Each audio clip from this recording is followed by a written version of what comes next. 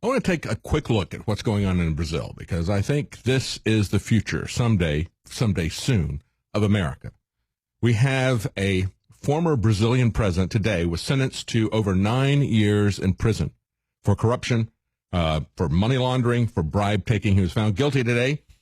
And it was just last August that his handpicked successor, he was president of Brazil from 2003 to 2011. His handpicked successor, Rousseff, was impeached last August. And prior to that, the previous November, she had won election with crooked voting machines. So the corruption that we see in Brazil is tremendous. And as we see these people finally going to jail, some people are angry, I think, at the Brazilian president that's there. He may be corrupt. I'm not sure. I'm not up to date on the internal Brazilian politics or the parties that are there. But the current president is also facing trial charges over corruption, but he was able to shut it down. They did not get the votes necessary to bring him up on corruption charges.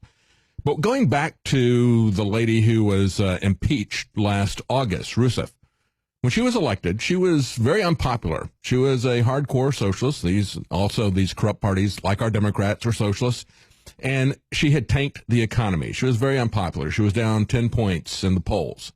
She was booed at soccer games of 60,000 people in attendance. And then the day of the election, she won by 10 points. And the people who normally did the exit polling, which is the gold standard for seeing if there is massive corruption. So from being down 10 points the day before, she wins by 10 points the day of the election.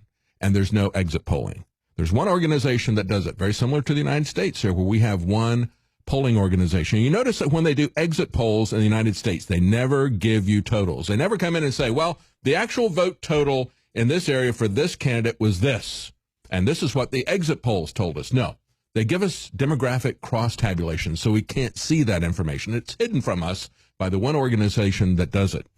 And so they tell us how many women voted for a particular candidate or how many of this particular ethnic group voted for which candidate. But they don't give us the grand total so that we can look at whether or not there's corruption. And, of course, that's what the State Department in the United States uses to look at corruption in other elections. Why is this important to us? Because we use the same electronic voting machines.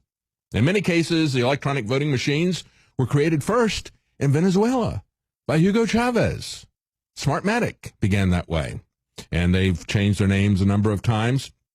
That's why we're very concerned in places like Texas, where we have the Department of Elections shutting down the legal and constitutional requirements to have an image of the ballot, to have numbers on the ballot so that we can audit the election. That's the way these kinds of crooked people get in.